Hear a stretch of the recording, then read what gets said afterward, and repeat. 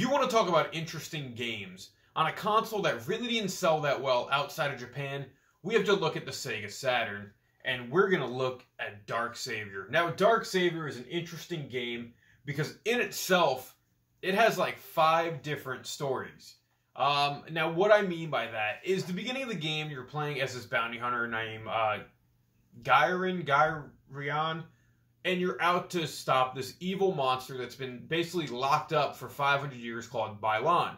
Now, the game shifts basically depending how well or how quickly you get through the first stage. Now, what I mean by that is exactly how it sounds. This game uses a system they call parallels, which are basically different stories that this game offers. Now, I got the first parallel because it took me forever to beat the first stage because I was trying to find my way around, get used to the controls, which we're going to get into, and, you know, pretty much just kind of feel out what Dark Savior is all about.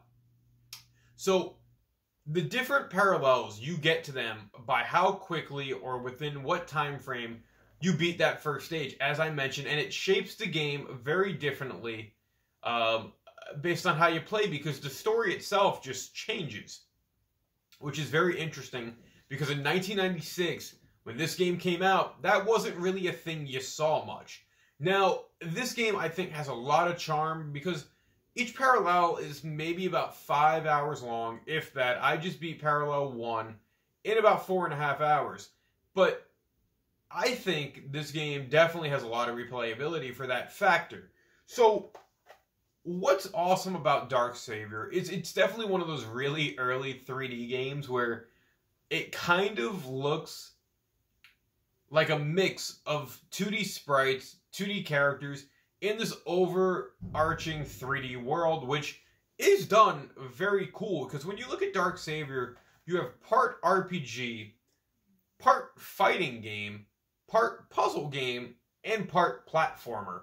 Now, that's a whole bunch of different characteristics that make this game very interesting. You do have a leveling up system, you have an equipment system, you have an item system, but at the same time, most of the stages are platforming and trying to figure out puzzles. With that being said, it makes this game very interesting. Now, I did mention this game is part fighting game also, because you get into a lot of random battles. Well, not a lot, but you do get into battles with different NPCs in this game. And instead of being like a turn-based strategy battle like an RPG would be, this game becomes a fighting game. You can hit different moves, you have special attacks, and it's just very interesting, and it goes in a 3-round format. Now, what's interesting also about this game is, as much as it does have like 3D visuals, this game plays isometrically. From the camera angles, which you're going to be using a lot in this game to kind of maneuver the camera to find different items, find different pathways up through stages and throughout stages. And this game doesn't have a full 3D rotational camera. You have to hit like the shoulder buttons to kind of move the camera, but once you let go of them, you're looking at what you were looking at originally. The camera doesn't change and stay based on how you were trying to place it, which is cool. It kind of adds to the puzzle element of this game and the strategicness of this game. Now, it definitely is an early 3D game, like I was saying earlier. It's pretty, though, in that sense where it doesn't look bad when playing on my HD TV with the pound HDMI cables.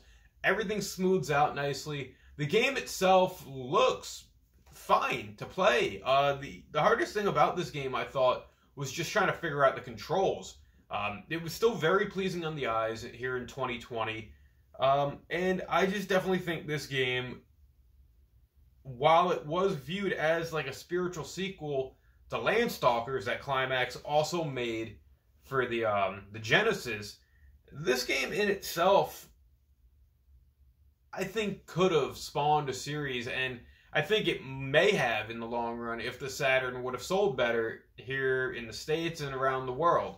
Dark Savior is definitely a game that's kind of getting up there in price at this point, but it's definitely a game that I think is worth playing at least once all the way through and to kind of see the different parallels and see how the story evolves based on how well you play that first stage. I expect a lot of people to get Parallel 1 the first time playing because you have to get used to the controls and because that first stage is kind of long. I'm not going to lie when you're on the boat. But it definitely makes for that replayability, and I like the fact that Climax can tell, or they basically created a game that in 1996 did things that we didn't see until like years later, whether it be the multiple story paths, the multiple endings, having a game that's just coming out on multiple genres and does them all fine. That's why those are my thoughts on Dark Savior.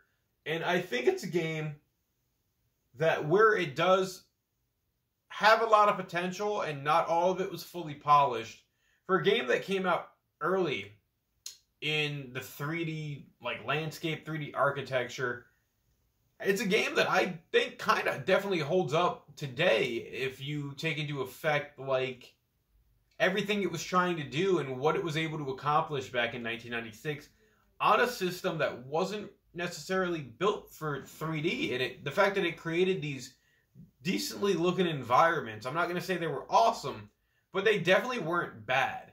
I definitely need to commend Climax Studios on that, because Dark Savior is a game to play, guys. Those are my thoughts. If you guys have played Dark Savior, what are your thoughts? Leave them in the comment section down below. As always, thank you for watching. Like, share, subscribe. Until next time, I'll catch you later, guys. Turn on your Saturn, check this one out, and have a good day.